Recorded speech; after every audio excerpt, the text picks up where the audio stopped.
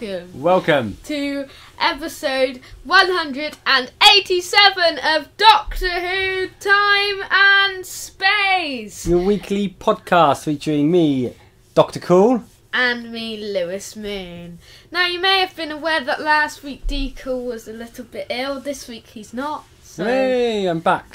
He's I'm back and I'm annoying. He's back to his normal self. So now we share. Last week I had to take the main role of the show. This week we both share equal talking roles. I'm sure it probably wasn't that much different, actually. It wasn't, but yeah. I probably just talked a little bit less, but not too much. Yeah. Yeah. What do we have on this week's show? So then, today we will be discussing Patrick Troughton because it's 50 years of his run. Okay. And we will be discussing how his run brought 53 years of Doctor Who, because this past week we celebrated 53 years. Fantastic. We'll also be taking a look back at the William Hartnell classic, The Time Meddler. Yes. We will be reviewing episode 7 of Class, entitled The Metaphysical Engine, or What Quill Did. We will be pressing the magic randomizer ace. And we will be looking at the latest news from the last 7 days in the Doctor Who universe. So, without further ado, yep, shall we have a little chat about what we've been doing in the last week? Okay then. So what have you been up to? Whether it's Who related or geek related more generally? Well, I have watched a Doctor Who this past week. What have you been watching? To celebrate the 53rd anniversary. Well, we were planning on watching the Time Meddler, but obviously, we got delayed. But I watched Blink, classic episode Blink. Is it still a global phenomenon? Yes, it is a global phenomenon. Which is that was the subject of, for those that aren't aware, a subject of one of our discussions on the show some months back now, probably. Years, but oh no. Maybe a year. Last year. Maybe. Was last year, early last year. Yeah. So you still really enjoyed it, yeah? Yes. I mean, I really think, good. if I remember rightly, you had it in your top six yes, episodes. It's still worthy of that I think ranking? It is, yes. It was just in there, I remember, because I was hesitating putting in there. Yeah. But, I did. And the interesting thing was they had 2 stories which didn't really have the Doctor himself in it much. I mean, Human Nature in a row. Human Nature Family of Blood had the Doctor portrayed as human, as John Smith. Yeah. Then the next story, Blink, had him not really appear in it much. Yeah.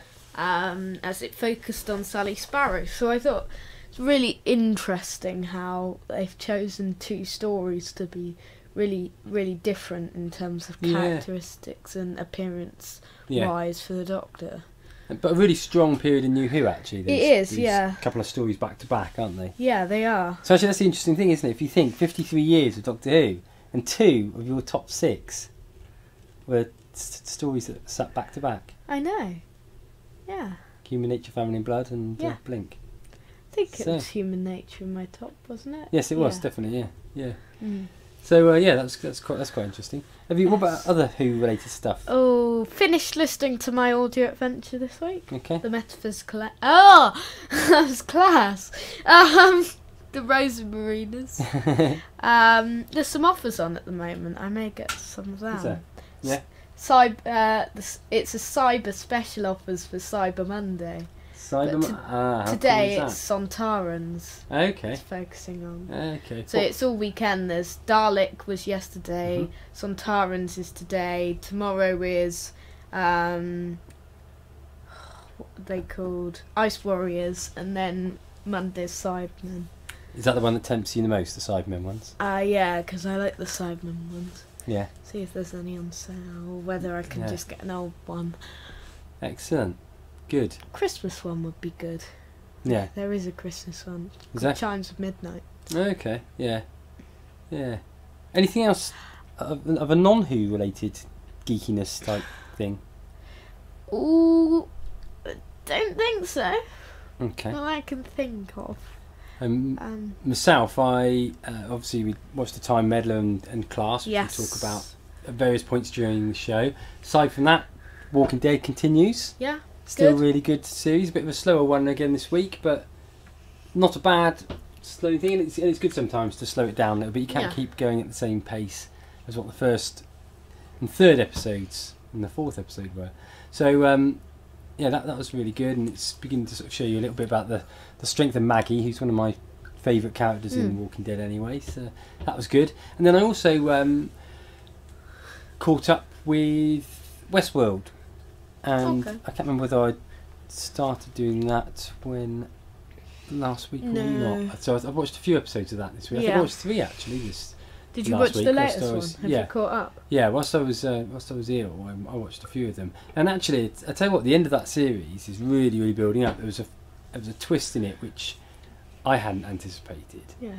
And another theory which is really, really interesting. Are there 2 episodes left? 2 more to go, yeah. Yeah. But they've as you mentioned the other day, they've signed it up for a second series. But the writers reckon they've got enough material for 5. Yeah, that's what they said. Yeah. So that'll be intriguing. It seems to me, it feels like a one series sort of story, but it may be that what they're going to do, they'll get to the end and that will wrap up that particular story, and then perhaps they've got 5 different stories or something like that. Do you think it'll focus on different characters, or do you think new characters each series, or do you think it will be the same one? That would seem logical. Yeah. That would seem logical, but we should see. I've thoroughly enjoyed it. Actually, it's very different. Yeah. So congrats to the makers of that for coming up with a totally different visual experience. Yeah. I've still got to watch Stranger Things at some point. Yeah. I that's on my watch list at the moment, but I don't know when to watch it. It's just getting time to do all these things. Yeah, I isn't know, it? and it's Christmas now, and I won't be able to watch it over. I was originally planning to watch Christmas Holiday, and maybe after Christmas I will. But there's so many Christmas films, and this week I'm going to start watching my Christmas Doctor Who's. We haven't made the randomizer yet. So that's our intention, isn't it? To do as we always have the randomizer on the show. The week before Christmas we will watch one of the Christmas specials together and talk about it, and we're going to do it by making a mini Christmas randomizer, which we will do probably after the show whilst we're getting it set up so that you fine folks can listen to it. But no, I'll start watching them, so I'll only be able to watch one before I have my Christmas break, because the week after I'm with you. Yes. So we will be watching some stuff then. Okay. But I think that's it for what our week rounds up. I think you're right. You haven't got anything else to talk No, I about? think that's it. Aside from that, I've just been watching a lot of I'm a Celebrity again. Oh yeah. So, First Eviction last night. It was, yeah. I don't watch it. Yeah, but that's been good fun. Yeah. I've not seen everyone, but I've seen the majority. And that's it now. Join us after this little break to see our thoughts on episode 7 of Class, the metaphysical engine, or what Quill did. So then, Doctor Who spin-off Class, aimed at young adults, continues. It's nearing its end now. It's nearing its end. It's so quick, isn't it? Time's gone so fast. We're reviewing now its penultimate episode, the metaphysical engine, or what Quill did. And as you can guess from the title, focuses around Miss Quill, played by Catherine Kelly. Should I read a little synopsis for you? Read a synopsis out, yeah, that'd be good. So, with the gang trapped in detention and out of the way, Miss Quill accepts Dorothy's astonishing offer to help remove the arm out of her head and to reclaim her freedom. Alongside Ballon, an imprisoned shapeshifter, Miss Quill travels in the metaphysical engine and is taken to an impossible, extraordinary and dangerous world, collecting materials in preparation for a life-changing procedure.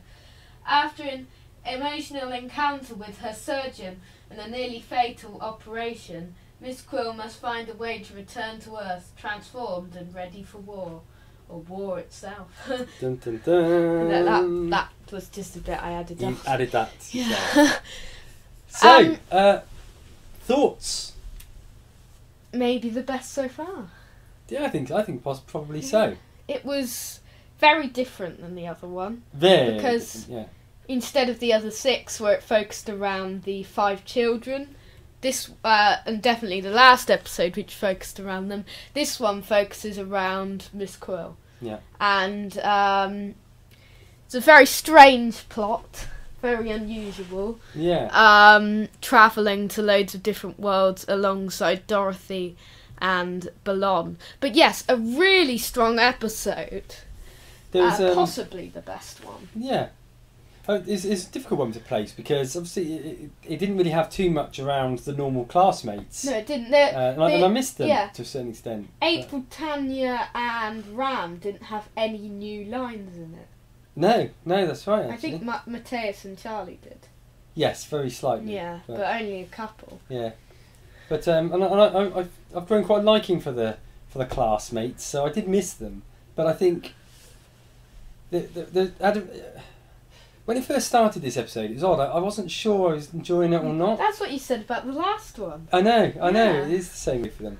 It felt a little bit messy when it first started. And both of you've said were one of your favourites. Yes, yeah, indeed, yeah. Not your favourites. As it went on, it got... I think what it is because both the last 2 episodes were quite different from the rest of the series. They were. And therefore yeah. I was thinking initially, feels a bit messy, feels a bit out of place. They've both been character pieces for the characters. Yeah. I mean, all of this series has been. Yeah. I mean, I hope it has a second series because then... if it doesn't, then the character development's sort of gone to waste. Yeah. If it only has 8 episodes. Because there's 7 episodes worth of character development. Yeah. Basically. Yeah, no, that's right.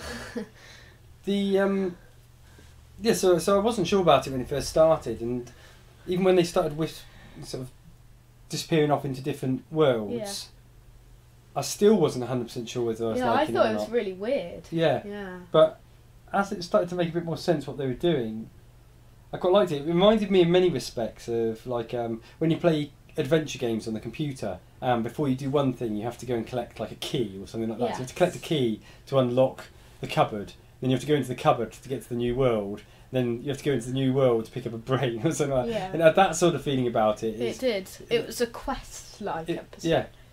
And it as it went on, you started to learn more about the other guy that was there. Ballon. Yeah.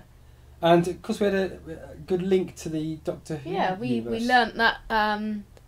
we learnt that he disguised as a Zygon, and they did mention the Zygons, although Miss Quill called them something else. Did she?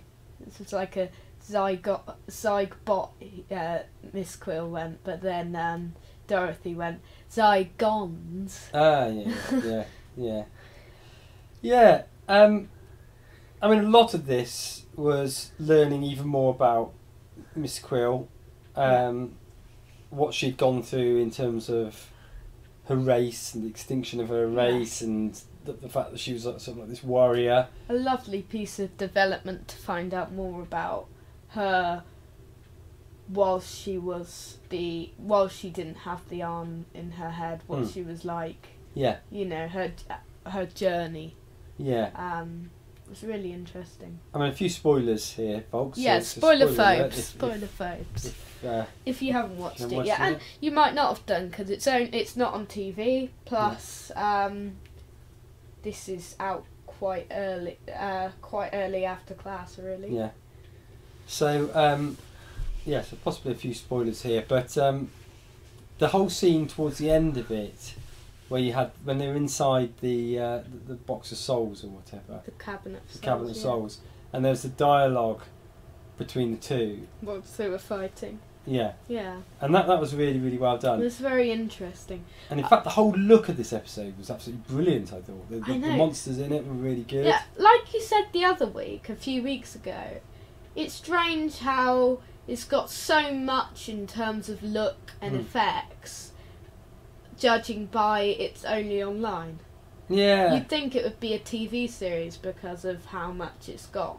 Yeah, I guess I guess it will be, won't it? I mean, Yeah. eventually it will hit American TV, and presumably it will come on at BBC One or Two at some point or other. Yes. I mean, they're still planning that? I don't know. It's like the Timequake movie. Yeah, indeed. Are they What's still happened? planning it? Is it still there? Is it still there? Yeah. So all in all, I really enjoyed this one. Yeah, Really I'd enjoyed say, it. yeah. I mean, last week's and Co-Owner of a Lonely Heart. Yep. Brilliant 2 episodes which were competing against each other. Yep. No, indeed. And then we have this one. And I thought from the next time, I thought this looks like one of those episodes which looks quite exciting, but looks like it's not my sort of thing. Yeah. But it did turn out to be, interesting. Yeah. In terms of plot and characters and, Yeah. it was nice to focus around the 3 of them just Yeah. together. Yeah. But the development between Miss Quill and Ballon as well. Yes. Because we've never met Ballon before, and obviously, spoilers, he dies at the end, so we won't see him again. What I was, I'm still quite intrigued at who these mysterious governors are. I know. And what their intention is, what their plan is. Do you think we'll find out in the final? I think we will. Yeah. There's a lot to find out in the final. There seems to. I mean, they referred to UNIT again, didn't they today? They did, yeah. But they got in there first, ahead of UNIT. Yeah. When they were talking about Ballon. Yeah, and he got rescued by the governors or something. So, I mean, these aren't your bog standard governors, are they? No, they're not. They replaced, as we found out a few episodes ago, they replaced the old governors, including probably Ian, with these sorts of unit-style governors. Yeah, what is going on with them? I don't know. I'm really, really intrigued by that. Do you think they're aliens or do you think they're humans? Do you think it is a sort of like a unit type force or? It probably undercover? is. Yeah, they could be linked to unit in some way, although they're not. They have good technology though, don't they? I mean, let's face it. They Yes. had the ability to be able to transform across worlds. Yeah. They had the ability to use holograms. Yeah. So they've got far better technology than say Kate Stewart has got over at UNIT. So I think they're actually extraterrestrial. Yeah, I think they build are. robots, Yeah, because of the. This is the Ofsted guy. Yeah. But there's something very, very mysterious about these governors. There is something really mysterious. Very, very interesting sub-story there that's been going on in the background. So what's your thinking overall then? So we're how many 7 episodes in? Yes. What's your thinking in terms of where this one sits in comparison to the others? Because it was quite different than the others. Yeah, it was quite different. It was quite gross, wasn't it, as well? Yeah. That bit was very gross, wasn't it? Yeah. Do you want to explain it a little bit? No. You don't?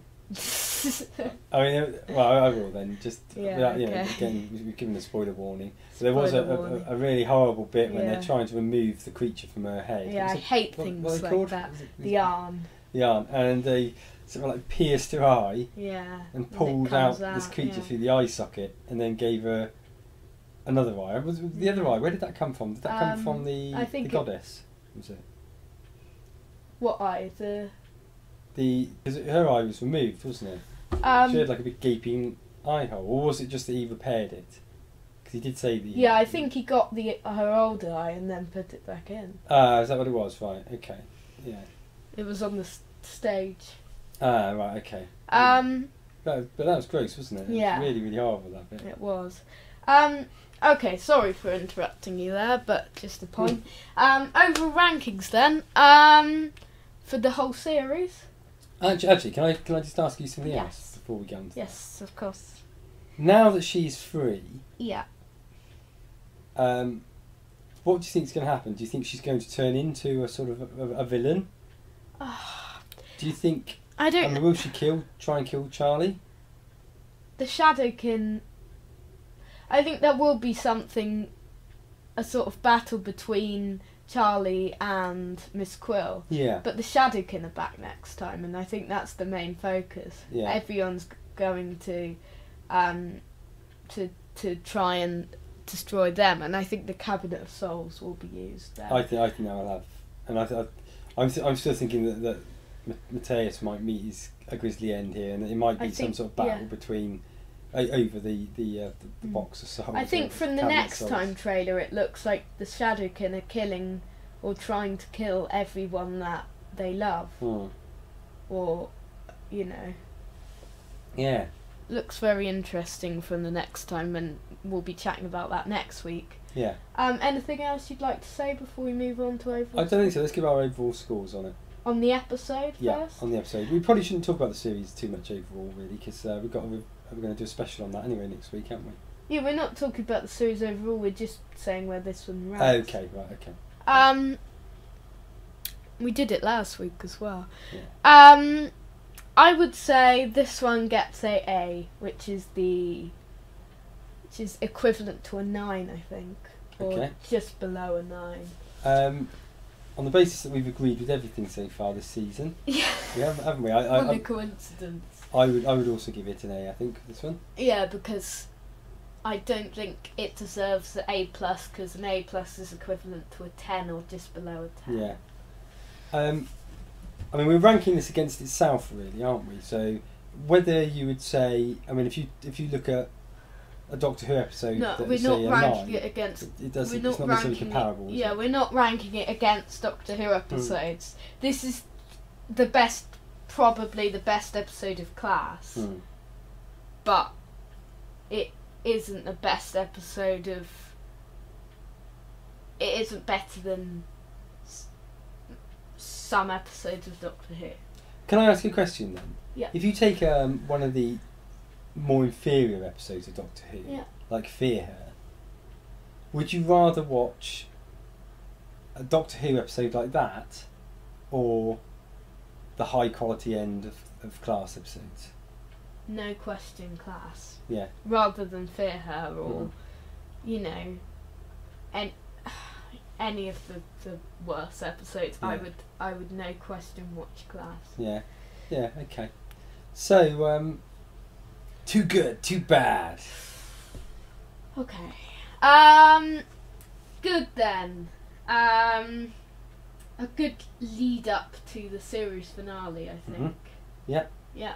That's yours, is it? Yes. Now I'm sort of in two minds whether to go for the great scene between Quill and Valon, but I think I'm going to go for the effects, because the effects were really strong, and that bit when they pulled the creature out from her eye socket, it was gross, but it was really good. I'd like to also put, as a series overall, Catherine Kelly has been really good as Miss Quill.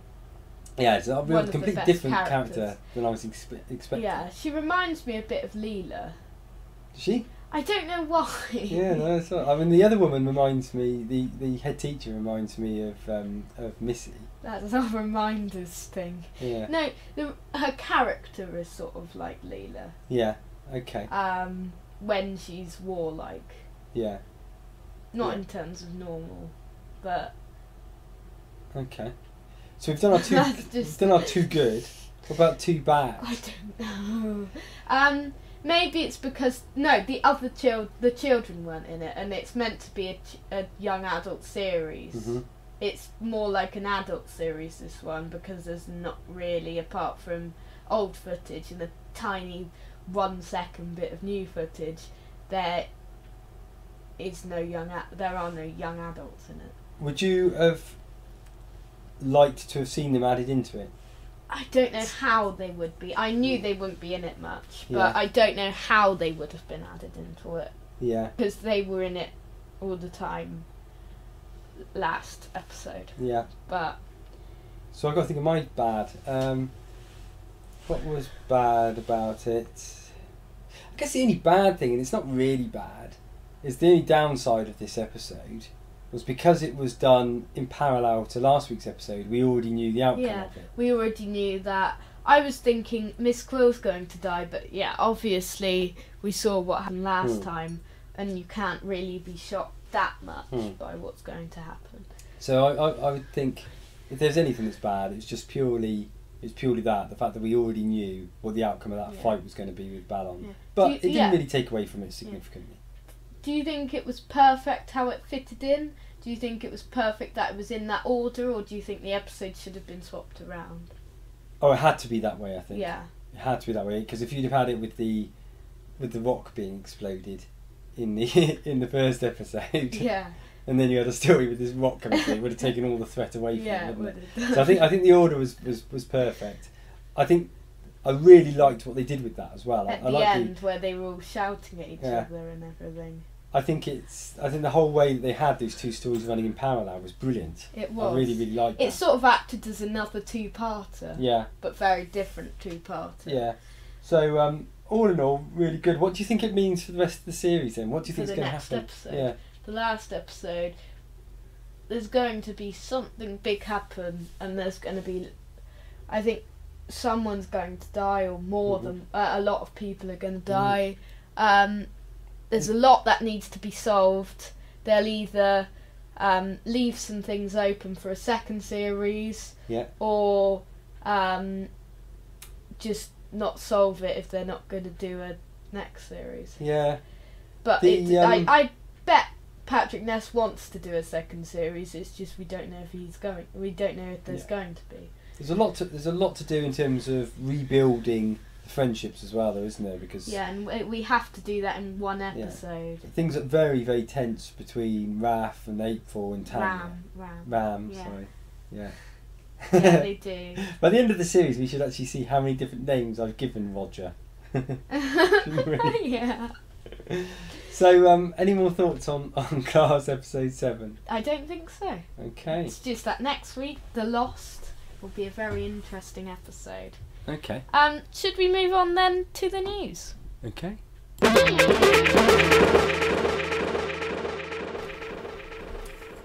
So then, the news. Last week we had a few bits of big news. This week we're quite light on it, really. Yep. So, not really much breaking news this week. But Radio Times this issue does feature an interview with Peter Capaldi. What is that then? What's the reason for that? Well, because it's not Christmas yet. I'll get on to it. Okay. The latest edition of the Radio Times out this week featured an interview with Peter Capaldi in the lead up to this year's Christmas special, The Return of Dr. Mysterio. The interview covers a variety of his views, including being an older doctor and how he sees the character, commenting about how some feel the show has become too complicated for younger viewers. He says, "The thing about Doctor Who is the constitution of the audience. It covers a huge age range, so you have to entertain little kids, and you have to entertain hipsters and students and middle-aged men who should know better. Sometimes there is a kind of metaphysical and intellectual aspect to it, which is more to the fore than other times.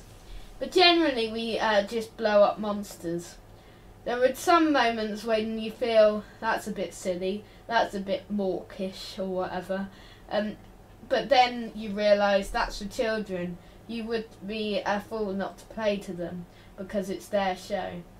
The magazine also features a competition to win the piece of artwork taken from their Capaldi photo shoot. Readers will need to answer 4 questions, with the first appearing in this week's and the rest over the next 3 consecutive issues. This issue's a Christmas sort of preview issue. They always do it every single year. Yep. And they always have Doctor Who as the main thing inside it. Yeah, that's interesting. It's not the big Christmas issue. I always get that. Should Yeah. I get this issue? Yeah. Yeah, it might be worth it, mightn't it, if you get the ability to read it. Maybe. Yeah. It's still out. Okay. Yeah, I might get it. But it also features all sorts of shows that are out at Christmas. It's interesting to hear. I mean, obviously we've only seen a very sort of little snippet from out of that article, but I think the whole concept of how do you aim the episodes at such a wide audience is a real challenging one for Doctor Who, and I think there are times where they haven't got it right. And I guess when we're critical of episodes like Fear Her, we've got to remember that sometimes. I mean, that perhaps is an episode which is just a little bit silly, but maybe for kids it might be, really really good. For me, yeah. But and we've also got to remember that sometimes you're going to get some which are a lot more complicated. For the older viewers. Yeah. So they've got to swap and change it around a little bit. And occasionally they hit an episode which just seems to work for all age groups, don't they? Yes. So then, Stephen Moffat has... talking about Dawn last week, we've got two things from the Stephen Moffat section. Okay. Stephen Moffat section. One of the questions was, Stephen Moffat was asked if fans would ever get to see the Doctor's daughter Jenny ever again. He says, which daughter? He clearly had a family on Gallifrey, so I don't know which daughter you were referring to. If you're referring to the Doctor's daughter Jenny, played by Georgia Moffat, in the episode The Doctor's Daughter, I have absolutely no idea. Comes down to whether or not there's a great story to tell, and since he already has a family there somewhere, why is that the best story? Having said that, Georgia's a friend of mine and she's probably reading this and would like me to say that she's my absolute favourite of the Doctor's pregnancy. Moffat also dashed the hopes of anyone hoping for David Tennant's Meta-Crisis Doctor duplicate to return.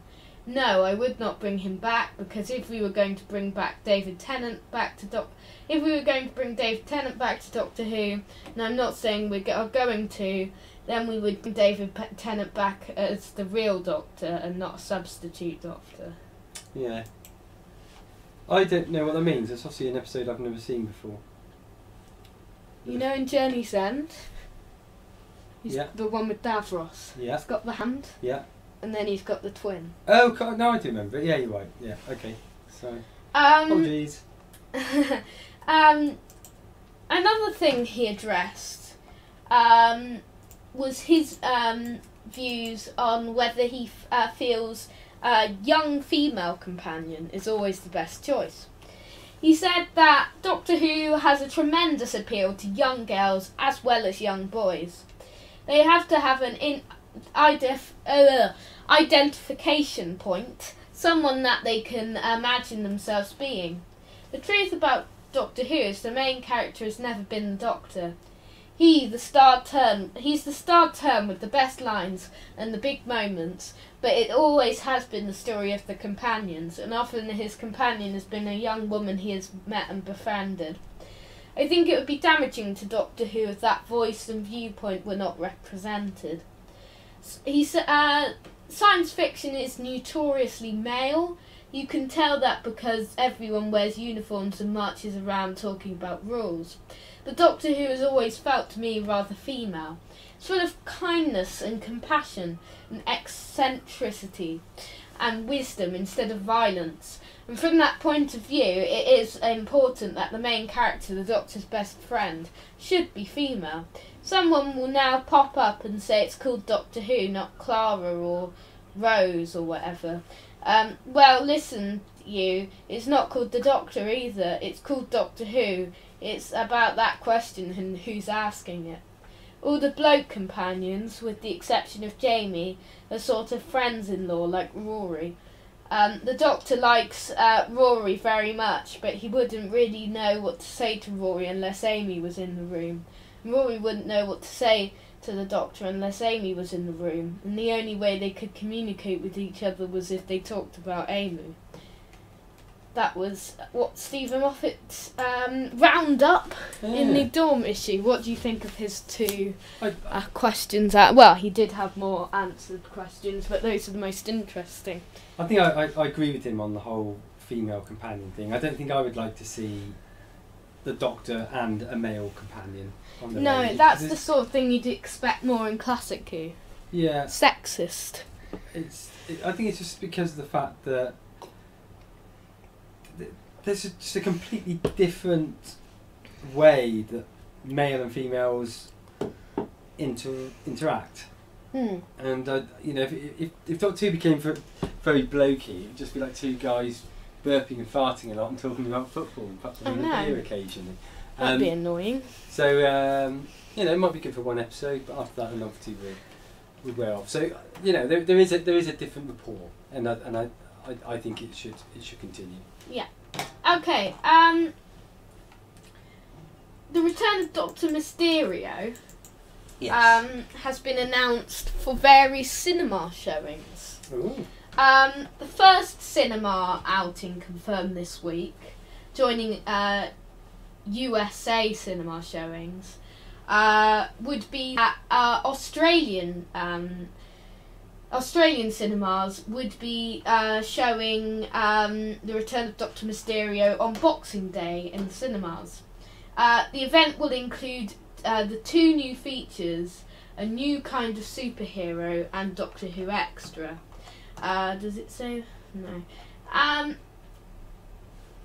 Tickets for the theatrical release of Doctor Who Return of Dr. Mysterio go on sale nationally on Wednesday 23rd of November. Full details of where it will be shown can be found via the Shamil Films website, which is in the show notes.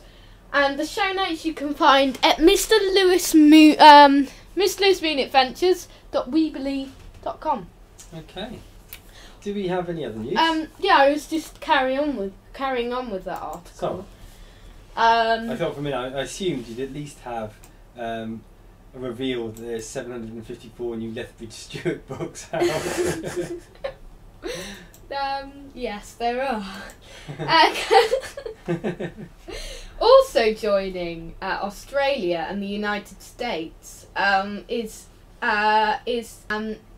Canada, and Canada will be showing Return of Dr. Mysterio in cinemas on the 26th and 28th of December.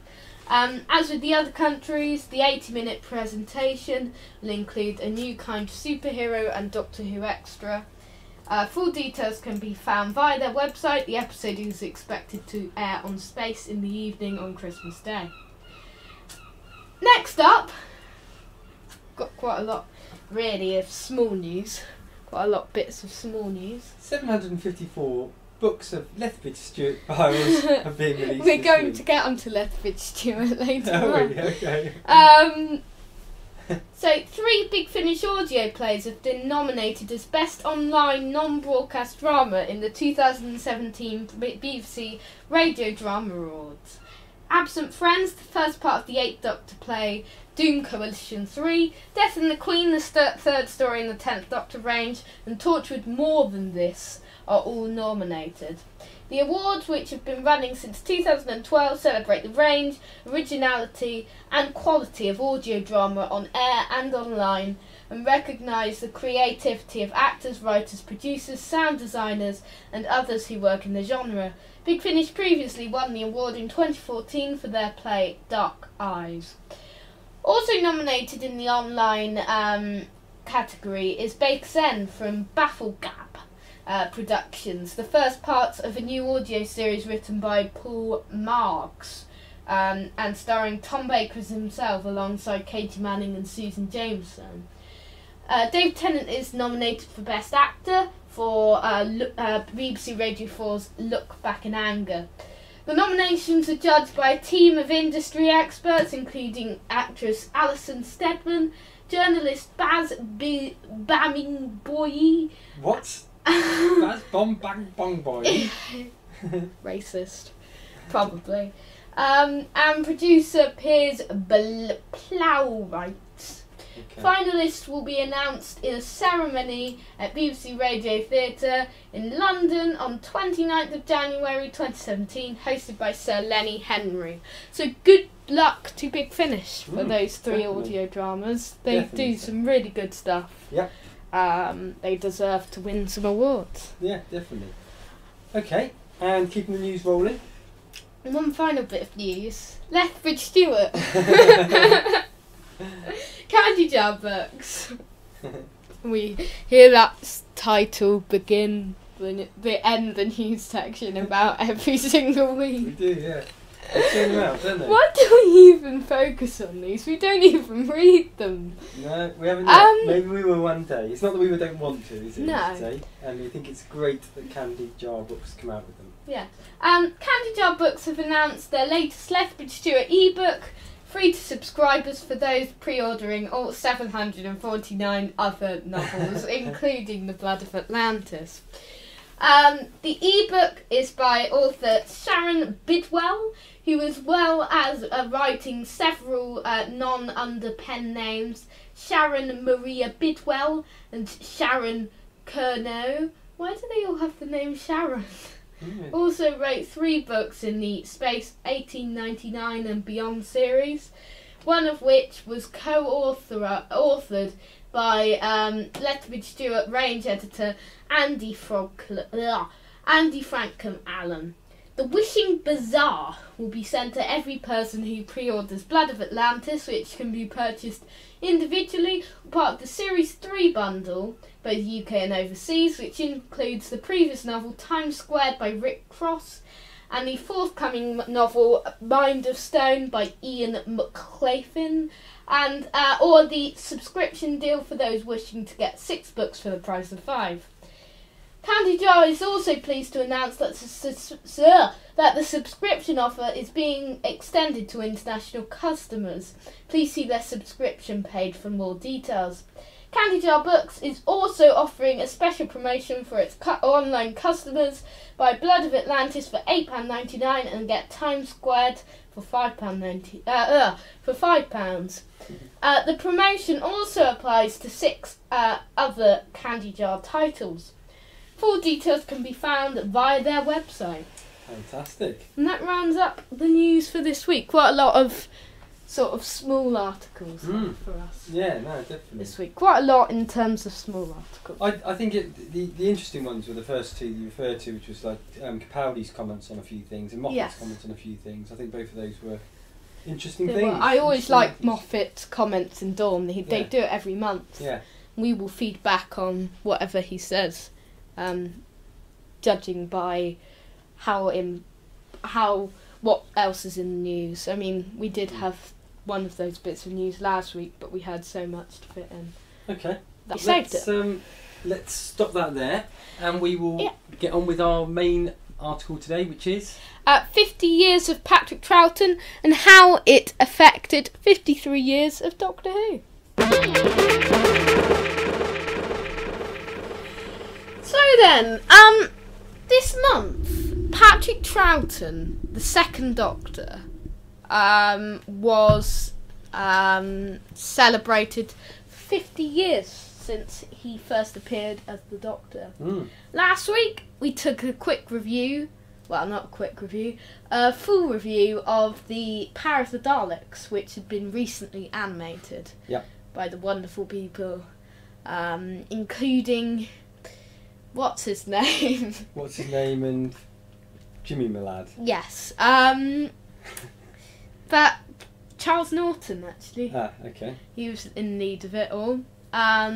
We did say how brilliant both the animation and the story were. Yep. We said it was one of our favourite Dalek stories. Exactly. In fact, one of our favourite Doctor stories in the way that the poll's currently looking. Yes. Certainly in the top 6 of the randomiser viewed episodes. Out of 87. Mm-hmm.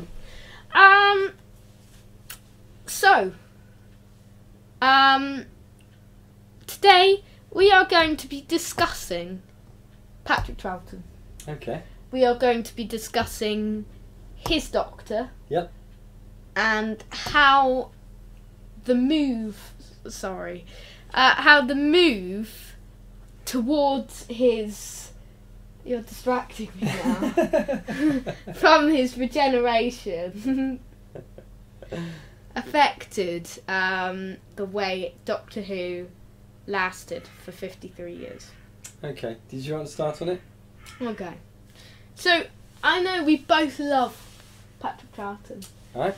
But my 3rd favourite Doctor. Yeah, I'm going to hand over to you now. What are your thoughts on Patrick Troughton as a Doctor? Because we know he's very different from William Hartnell. Mm-hmm. What are your thoughts on his personality, of his character, of Patrick Troughton playing the Doctor? He's he's very, very different, as you say, from William Hartnell's. William Hartnell's even, particularly at the beginning, I guess, not so much in the episode that we're going to talk about later on, the Time Meddler. He was quite a grumpy old man, and had all the way that he acts feels like an older person. Yes. You don't get that at all with Patrick Troughton. No, Patrick Troughton is he's a lot more eccentric. Yes, he is. He's a lot more happy-go-lucky. Yep. Probably a bit more cowardly, actually, in many respects. He's got quite a cowardly nature to him. He's not one that's just going to go running out into danger. He will obviously do very, very brave things, but at the same point, you do see him physically scared on quite a number of occasions, like when he's jumping over things being shot by Cybermen. And so, I think it was I think we talked about this a little bit last week when we were talking about the regeneration, but it was a very brave move. I think it was, for the BBC to make, because the easy option would have been just to recast somebody else playing effectively William Hartnell's Doctor. But instead, they changed his personality. They changed it, and in doing that every time now when there's a regeneration, it gives the show a reboot, really. It does, and I mean, the majority of the time we have a new companion joining them. Yeah. And a new era beginning. Like presumably what we're going to get when Chris Chibnall comes in, and probably Peter Capaldi leaves. Yeah. But yeah, this move towards William Hartnell regenerating into Patrick Troughton affected Doctor Who and how long it lasted. Yeah. I mean, Doctor Who could have just recast the Doctor as the same character. They could have done like Peter Cushing come into it. There's no doubt in my mind it wouldn't be still going 53 years or 50 years later from when Troughton came in if they hadn't have gone for the approach they went. Or they could have just stopped the show. Yeah. But whilst it was still popular, I don't think that was ever going to be the case. I don't think that was going to be the case. But ordinarily, all it do is the same. You know, you think about something like EastEnders, where how many different Martins have we had? I know. I don't know. We've had at least two. I don't know. Might only be two.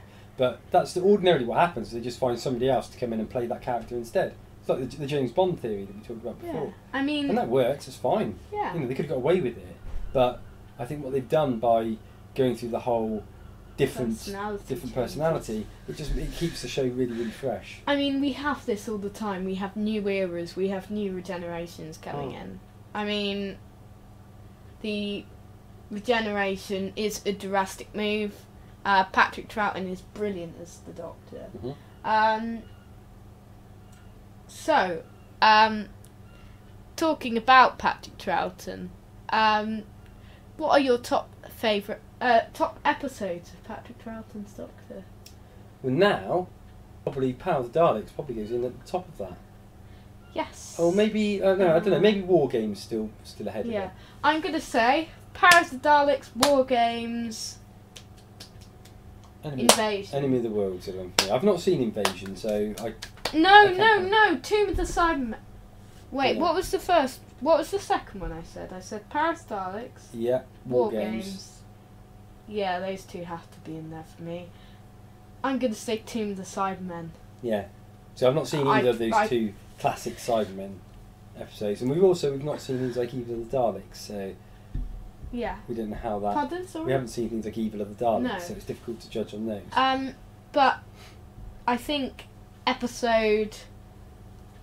think Enemy of the World is a brilliant, fantastic story. Yeah. The Invasion is just an epic 8-parter. I love really long episodes of Doctor Who. That's why I love the War Games so much, because it gives so much time to venture through the story. That's why I would have watched Dalek's Master Plan. Yeah. And I discovered that I actually have a part of it on DVD. But, excellent. I love. Enemy of the World is one of my particular favourites. I love focusing it again on Patrick Troughton.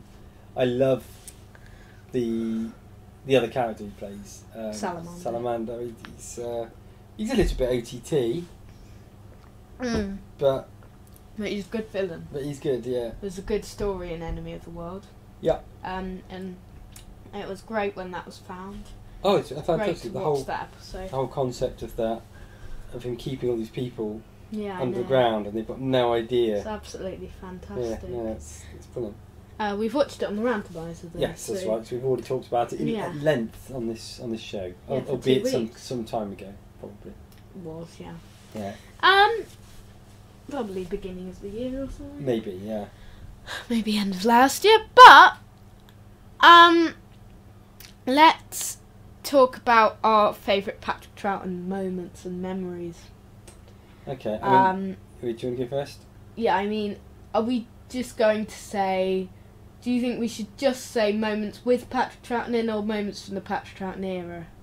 I think from the Patrick Troughton era, really. I mean, we've got the Sidemen marching down St Paul's and the Sidemen breaking out of their teams. Yeah, that's We've got right. the Daleks reproducing themselves at the end of part 4 of Power of the Daleks. Yeah. We've got the whole dialogue between The Doctor and Victoria. The Doctor and Victoria, which I think is a fantastic bit. We've got the jumping. We've got the Doctor jumping over the guns. Yes, that's right. Yeah. What else have we got in terms of The classicness? Doctor's first regeneration sequences. Yeah, no, that's right. You could probably include that, couldn't you? And the Doctor's regeneration Yeah. into John Pertwee. That no, you're making me giddy. Yeah. I mean, so focusing in again, perhaps on the whole regeneration concept. They were really clever again when Patrick Troughton left and John Pertwee came in, and that it was yet again another completely different character, wasn't it? They went more for an action sort of character. John Pertwee is brilliant, and then again with Tom Baker, Yeah. we had a sort of Sort of like an eccentric. another eccentric one, but in a different way. Yeah. Yeah. Mad. Yeah. Fifth Doctor, you had a calmer version. Yeah. Sixth Doctor, you had an angry version. Yeah. Seventh Doctor, you had sort of a He's like a geek, isn't he?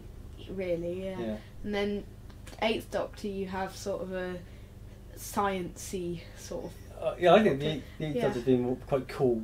Yeah.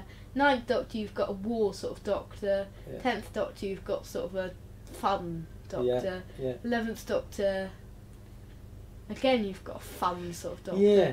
And their characteristics is the least change. I think it is across the whole of the Yeah. era. Regeneration. I think they're Yeah. quite samey, aren't they? And you could see that in Day of the Doctor with the two of them together. Yeah. They were quite similar Yeah. personalities. And then 12th Doctor, obviously, he's a bit more like Tom Baker, a bit Yeah. more eccentric.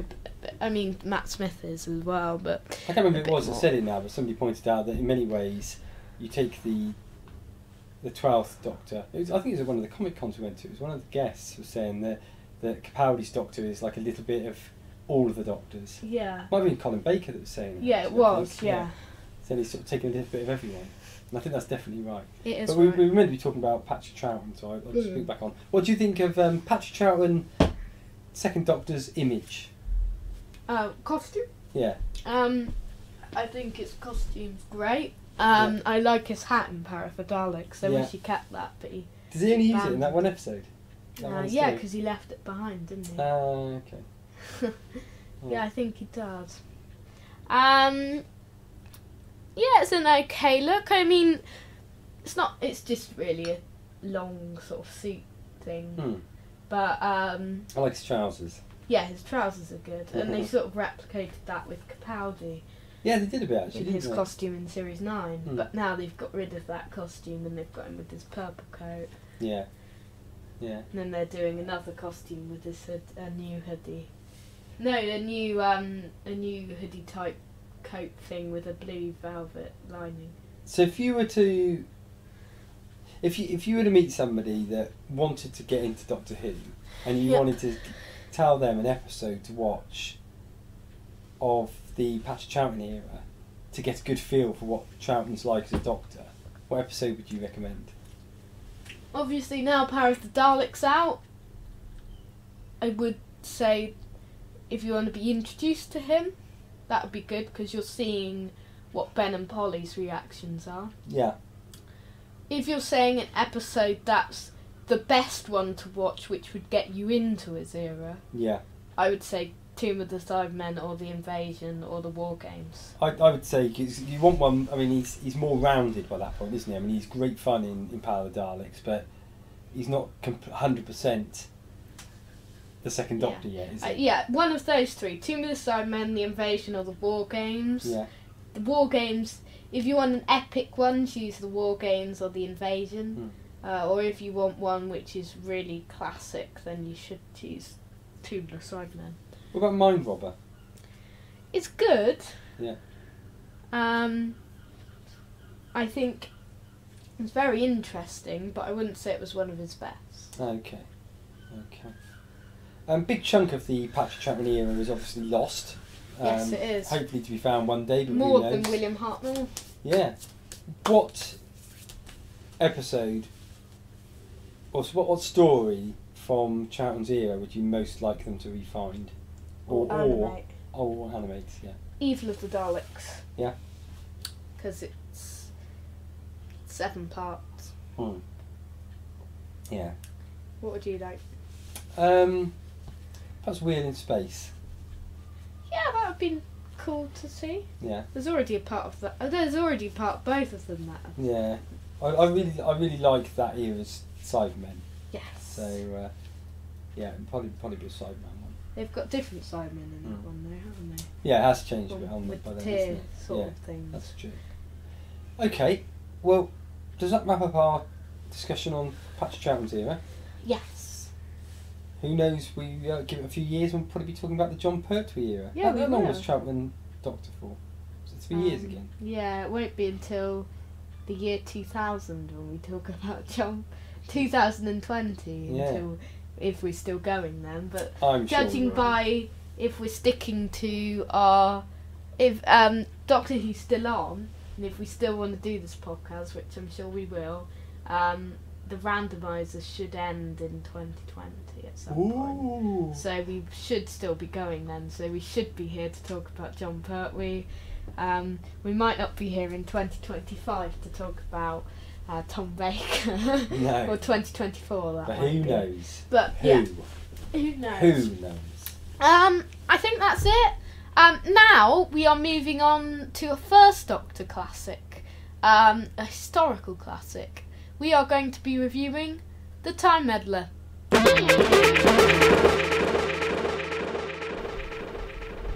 So then, the Time Meddler is the first Doctor story where the Doctor is travelling with Vicky and Stephen. Decor, can you give us a little bit of a story synopsis about the Time Meddler? Yeah, I mean, it starts off with the Doctor and Vicky, and it's the first time I've seen Vicky in an episode, actually. And Stephen. And Stephen, yeah. But at the beginning of it, it's just the two of them, Yes. Doctor and Vicky, and they're reminiscing really about Ian and Barbara who have Well, left. we'll talk about what you think about the companions later on. Yeah, okay. They then sort of find that they've got a bit of a stowaway, and Stephen has been hiding away on the TARDIS, although he's very cynical at the beginning about the whole idea of the TARDIS being a time travelling ship. I can't quite figure why he was quite confused as that, because he didn't seem to be so confused by the fact that the TARDIS was like bigger on the inside than the outside, but he still didn't seem to believe all the time travelling things. Yeah, I know. But there we are. So they arrive on randomly, as they always do, by TARDIS on this rocky beach, and they discover this discarded Viking helmet and start to head off towards this village. At this point, the Doctor's on his own. So whilst the Doctor's going off to explore the village, Stephen and Vicky are exploring the cliffs above. When the Doctor actually discusses he sat down there having some food, isn't he, with one of the villagers, and he can hear the monks singing, and I can't remember what he does. He sort of hits something, and it sort of goes whoop, because they've got all the sort of singing going on, and he realises that it's actually a recording, so he decides to go and check out what's going on.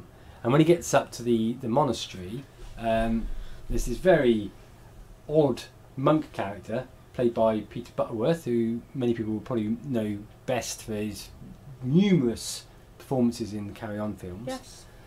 And there's something a little bit odd about this monk, who sort of invites the Doctor in and then swiftly imprisons him. In the meantime, Vicky and Stephen decide that they're going to try and find where the Doctor's gone. They also come across the village. They then go on to try and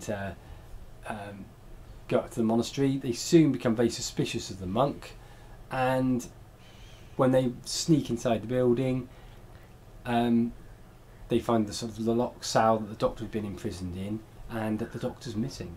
Yes. It turns out we're in a period of time just prior to the major Viking invasion that eventually caused a lot of losses and time issues for King Harold, and as a result of that, probably meant his preparations for the attack by William the Conqueror was not as good as he would have hoped, and as a result, he gets destroyed.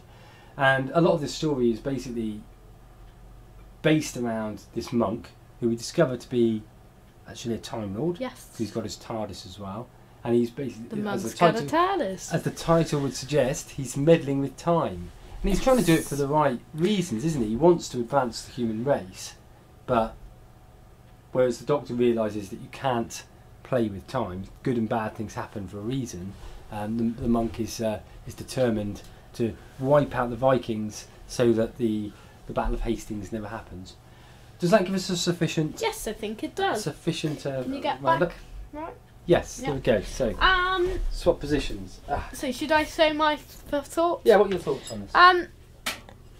This is quite fun. Quite fun. Quite fun.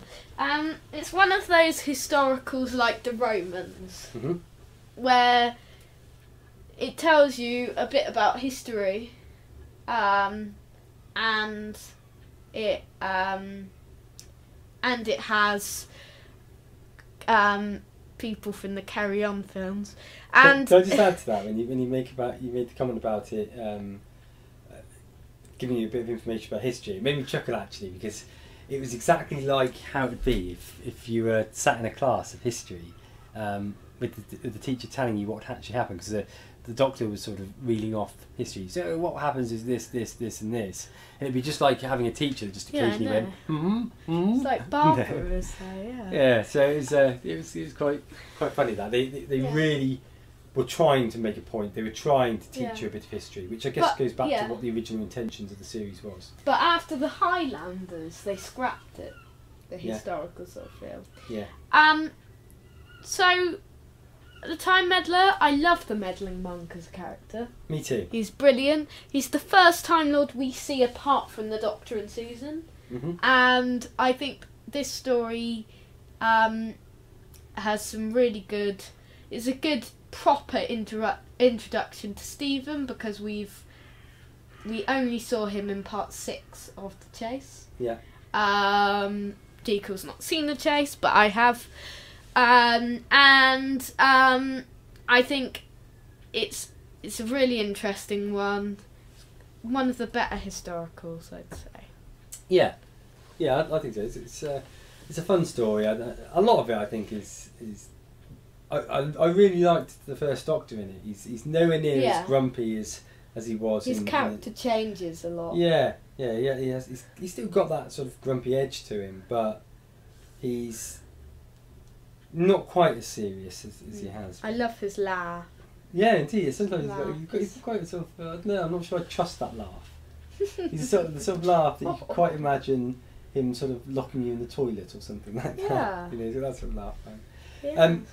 Like you, I really like the meddling monk as a character, and he's played brilliantly actually, isn't he? Yeah, by Peter Butterworth. So you know, you put a comedian in it, and you're always going to get a fairly comedic response, and it's great. And the interplay between him and William Hartnell is really good fun. And the monk does come back. Be interesting to see him in Dalek's Master Plan. I mean, I was watching a bit of it the other day. Was it? Have you actually seen him? Have you actually seen him in another story? I've seen him in it. So you saw him in a clip? In a clip. Yeah. What was the other ones he was in? He was only in those two. What, Time Meddler and Dark Master. Yeah. Oh, sorry, I thought you said he was in a third one as well. No. Has he ever been in a Big Finish? I think he has. Yeah. I think he was played by Rufus Hound. Oh, really? Yeah. Okay, that'd be an interesting one, actually. Yeah. Yeah, because it's a great character. It's a character I would love to see return. There's nothing to stop them from making him return, because obviously he could regenerate. He could regenerate, yeah. So actually, it was interesting because he obviously is a Time Lord because he's got a TARDIS, but at this point in Doctor Who's history, we don't know them as being Time Lords, do we? No, we don't. So. Yeah, really. Because they wouldn't have even at that point. It's the other interesting thing, isn't it? That we wouldn't have even had the whole concept of regeneration. Yeah, I know. It's weird to think of Doctor Who without that regeneration aspect. Yeah. I pretty much doubt they'd even had that idea. So if the meddling monk had been bumped off in this one, then that would have been all you would have seen of him. Yeah, it would have been. Yeah. Unless they decided to return him after the Patrick Troughton era. Yeah. So yeah, you can. Shall I pose the big question of too good, too bad at this stage? Yeah. So good. The meddling monk. I love the meddling monk in this. Yeah. Yeah. Yeah. I will go for. What should I go? I would have immediately gone for the meddling monk as well. Obviously, can't do that. I'm just gonna go for the whole idea. It's a little bit of a cheat because it's a little bit meddling monkey, but no, I tell you what I'm going to go for. I'm going to go for the fact that it was set at the time of the Vikings because Vikings is one of my favourite points in history. Too bad. Bad. I mean, they are cramming a bit too much history into it. You think so? Yeah. Maybe, but it was because of its focus. I can see why they did it. I think my bad would be that the Vikings were crap. Yeah, they were. It was a bit rubbish when they had the Vikings in it. I'd like to have seen. I know we know that they didn't really have sort of horned helmets and stuff like that, but they found a horned helmet, didn't they? Yeah. But I would like to have seen the Vikings seem more Viking-y. They were better in The Girl Who Died, and they weren't very good in The Girl Who Died. So I wanted to ask you this. I forgot about it. Yeah. What do you think of Vicky and Stephen, two companions you've never seen before? Of the two, I probably prefer Stephen. Yes. Vicky is a nice girl. Yeah, very bubbly, but tiny bit like Susan. Yeah, I was going to say, yeah, didn't really bring anything new to the companion role, unless there's a lot more that I've not seen. How long was she in it for? She's in it for a little while. It's just in the William Hartnell period, isn't it? Yeah. Yeah. So let me count. Was she in it for longer than Stephen? Than Stephen? Yeah. I don't know. I mean, she was in it from the rescue. So that's the rescue. Can you count? Yeah. The rescue, the Romans. Yeah. The Web Planet. Yeah. The Crusade. Yeah. The Space Museum. Yeah. The Chase. Yeah. The Time Meddler. Wait a sec. About 7 so far. Galaxy 4. Yeah. And the Mythmakers. Okay, so she was in 9. 9. So Stephen. 2, 3, 4, 5, 6, 7, 8, 9, 10. Oh, right, okay, so Stephen was in for longer. So Stephen stayed after she'd left? Yes. Yeah. Okay. He was with Dodo for a while. Oh, right, okay. Excellent. So what do you make of them? I mean, I'll tell you what though, I mean, they were a good combination. I liked the interplay They between were the good two together, yeah. Like Ian and Barbara were good together. Yeah. There are good combinations in terms of characters. Yeah. No, I like them. Yeah. Good. Scores. Scores and the doors. Scores. Yeah. Monsters. We're counting the meddling monk as a villain, I guess. Yeah. I really like the meddling monk. I'm going to give him 9. Because I just think it's a great idea. Played perfectly. Characters. Development. Character development. Not too much. I'll probably 7. Excitement. So it's not the most exciting episode, I don't think. No. I'll probably say 7 for excitement. Yeah. Pace. really good pace to it. I thought we moved along quite good power. I could probably give it 8. And story. Overall story, I really liked the whole story on this one. It's simple. There didn't be much to it, is there? But I'll give it an 8, I think. 39 out of 50. Okay. Not bad. Overall, you can give points to this one. Well, I've rated it quite highly, haven't I? Yes. And it is... we'll go through scores where it is. Okay. I think I'll give it probably about an 8. I'd say. 7.9 for me. Yeah. 7.8. Okay. Should I... Well, this will still go in the background. So we have been keeping a log, a chart, since we started the randomizer. You can see all of the chart on our website, misslistmeanadventures.weebly.com. Yeah. It's my 28th, the Time Meddler, below Mind of Evil, and above Husbands of Riversong. And for me, it is number 26. Yep. Again, just below Mind of Evil and above Kill the Moon. Okay. What were your thoughts on it, listeners? Yeah, let us know. At our Twitter account, which is @drwhotimeun, as in N space. We'll go through all of the details for that later on. So, shall we do the bit that everybody's looking forward for, obviously, including us? Including us, we've been looking forward to it all week.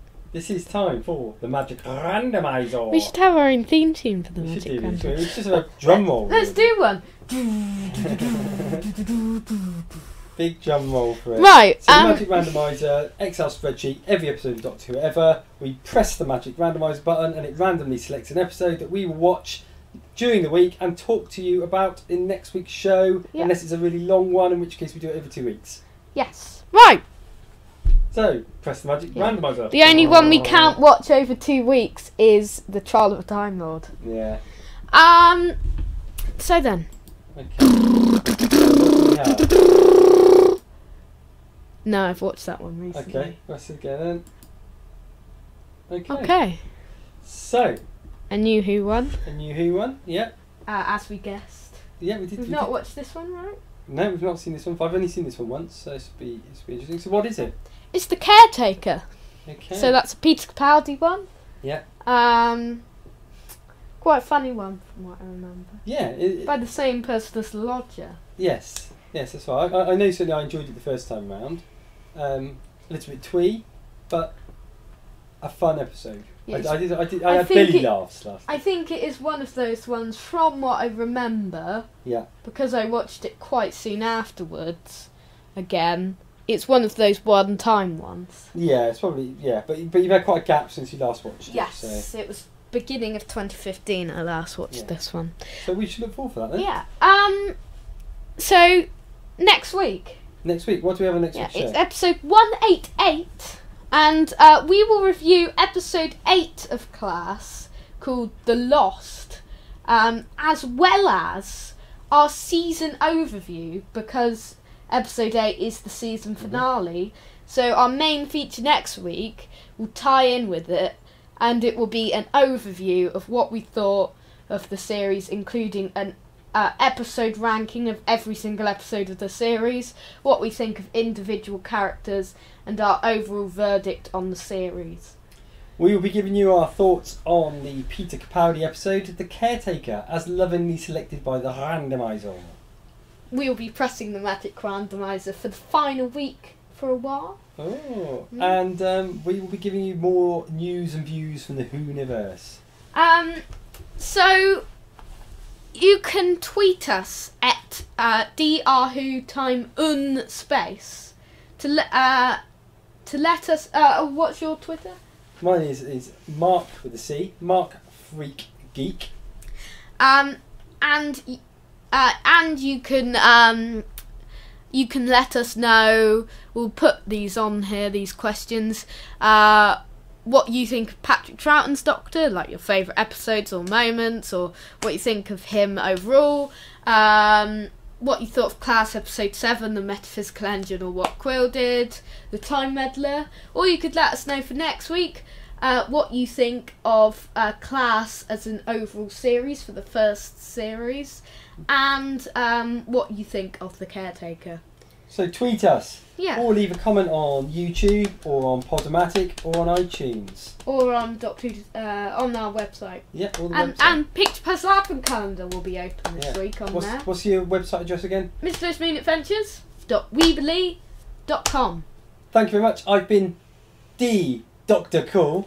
And I've been L. Lewis Moon. And we will see you next time. Same time. Same space. Goodbye.